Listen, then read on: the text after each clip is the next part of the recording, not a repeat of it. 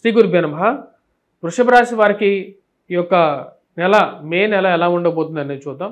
వృషభ రాశి వారికి మే నెల అనేది సానుకూలమైనటువంటి ఫలితాలు గోచరించే విధంగా ఉంది. వృత్తిపరంగా వ్యాపారపరంగా అనుకూలమైనటువంటి ఫలితాలు ఎక్కువగా పొందగలుగుతారు. గురువు ఈ రాశి వారికి వచ్చేటప్పటికి జన్మరాశిలో సువర్ణమూర్తిగా ఉన్నాడు. సువర్ణమూర్తిగా ఉన్నటువంటి గురువు వచ్చేటప్పటికి వీరికి రజతమూర్తిగా ధనస్థానంలోకి మారబోతున్నాడు. జన్మరాశిలో ఉన్నటువంటి గురువు కొన్ని విషయాలు సరైనటువంటి సమయానికి జరగకుండా ఆపుతూ ఉంటాడు. కానీ వివాహాది కార్యాలు, శుభకార్యాలు, ఆరోగ్యపరంగా రికవరీ అనేది ఈ యొక్క మే నెలలో 14వ తారీఖు వరకు కూడా ఇవ్వగలుగుతాడు. వివాహాది శుభకార్యాల్లో పాల్గొనటం, ఇంట్లో శుభకార్యం జరగటం, ఎవరైతే ఈ యొక్క వృషభ రాశి వారు ఉన్నారో వారికి వివాహం జరగటం అనేది కూడా ఒక మంచి శుభ పరిణామంగా చెప్పవచ్చు. ధనస్థానంలోకి మారబోతున్నటువంటి ఈ యొక్క గురుగ్రహ సంచారం అనేది చాలా అనుకూలమైనటువంటి ఫలితాలు ఎక్కువగా ఇవ్వగలుగుతుంది. ముఖ్యంగా వృత్తిపరంగా అనుకూలత, ధన ప్రకారంగా ఇంప్రూవ్మెంట్ అనేది ఉంటుంది. కుటుంబంలో ఎదుగుదల అనేది ఉంటుంది. కుటుంబంలో ఒకరికి ఉద్యోగం రావటం, మానసికమైనటువంటి ప్రశాంతతను ఇవ్వగలుగుతుంది. షష్టగ్రహ కూటమి కూడా రాహు శని కలయికతో జరిగినటువంటి యొక్క షష్టగ్రహ కూటమి కూడా యోగకారకమైనటువంటి ఫలితాలు ఇవ్వగలుగుతుంది. వృత్తిపరంగా వ్యాపారపరంగా అనుకూలమైనటువంటి ఫలితాలు ఎక్కువగా ఇవ్వగలుగుతుంది. ధన సంబంధితమైన వ్యవహార విషయాల్లో అనుకూలమైనటువంటి ఫలితాలు అనేది ఎక్కువగా ఇస్తున్నాం. ముఖ్యంగా పేరు ప్రఖ్యాతులను ఇవ్వగలుగుతుంది ఈ రాశిలో ఉండేటువంటి వారికి.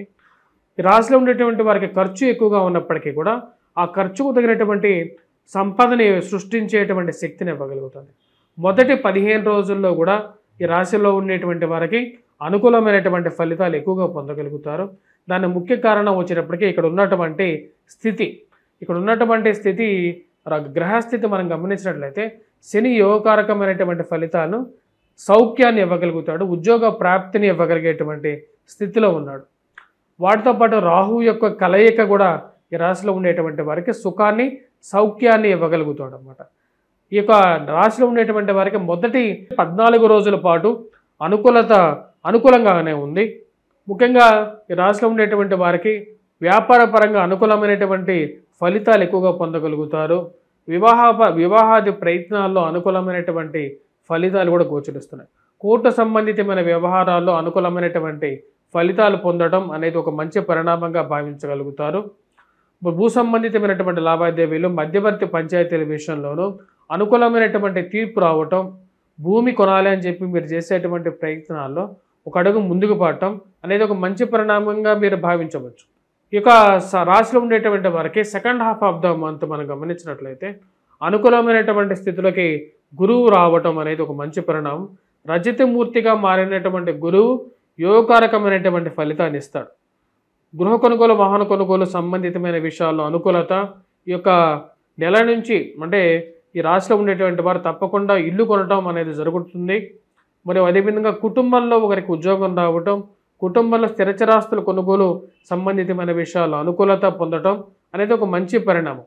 వీటన్నిటితో పాటు రాహు మే 18వ తారీఖున ఈ రాశిలో ఉండేటువంటి వారికి రాజ్యస్థానంలోకి మారబోతున్నాడు.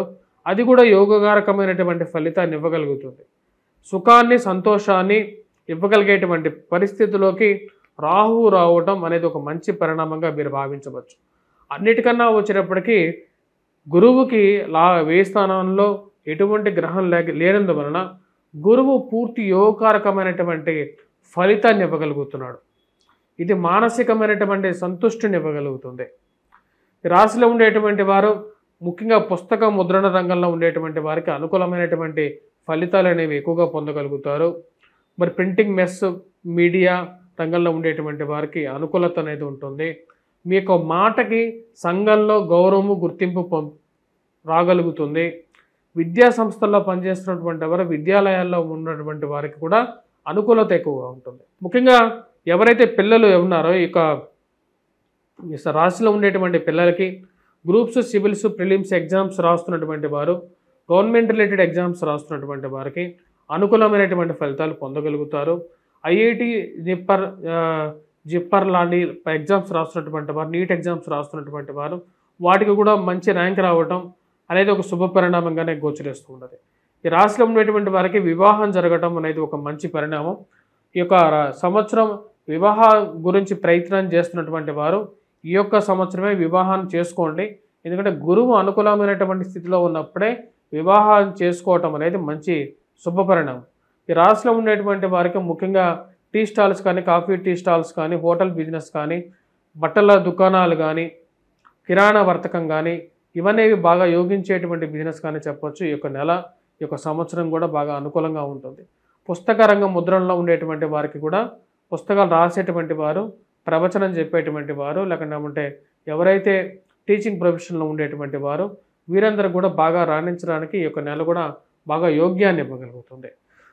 మరియు ఏవైతే బిజినెస్ పరంగాను అనుకూలత ఉంటుంది, ఉద్యోగం చేసేటువంటి వారు కూడా నూతన ఉద్యోగ ప్రయత్నాల్లో అనుకూలత, ప్రమోషన్స్, ఇంక్రిమెంట్స్ విషయంలో అనుకూలమైనటువంటి స్థానంలో ఉన్నటువంటి శని రాబోతున్నటువంటి 2.5 సంవత్సరాలు, శని కూడా మరి దాంతోపాటు రాహు కూడా రాబోతున్నటువంటి 1.5 సంవత్సరం పాటు అనుకూలమైనటువంటి స్థానంలో ఉన్నారు. కాబట్టి ఇది వృత్తిపరంగా అనుకూలంగా ఇవ్వగలుగుతుంది.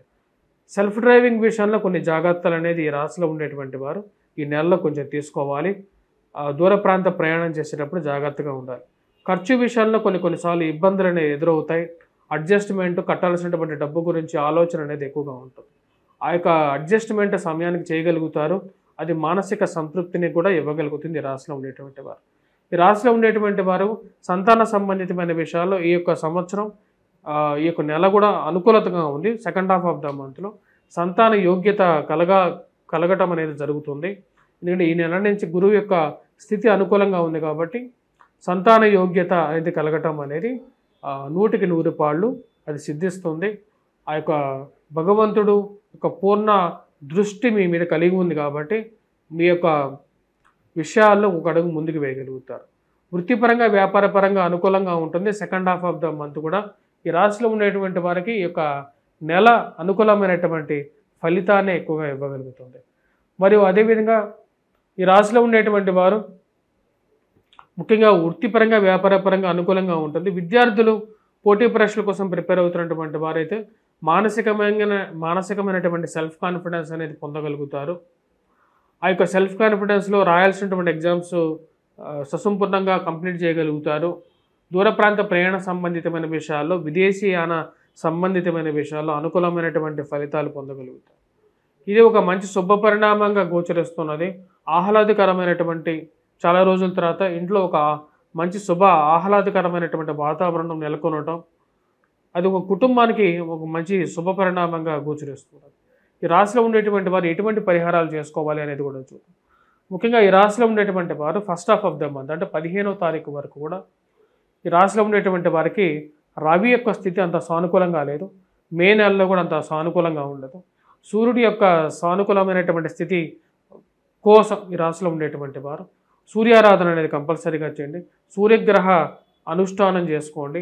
సూర్యుడికి అర్ఘ్యాన్ని సమర్పించండి. ఇది అనుకూలమైనటువంటి ఫలితాన్ని ఇవ్వగలుగుతుంది. మరియు అదేవిధంగా ఈ రాశిలో ఉండేటువంటి వారు కేతుగ్రహ ఆరాధన అనేది కూడా చేసుకోవాలి. కేతువు యొక్క స్థితి అంత అనుకూలంగా లేదు కాబట్టి ఉలవల దానం ఇవ్వటం, అదేవిధంగా వచ్చేటప్పటికి ఆ ఉలవల్ని పక్షులకి ఆహారంగా దానం చేయొచ్చు. మరియు అదేవిధంగా వినాయకుడిని పూజించండి. శ్వేత వినాయకుడిని పూజించినట్లయితే ఎక్కువగా శుభక పరిణామాలు అనేది ఎక్కువగా పొందగలుగుతారు.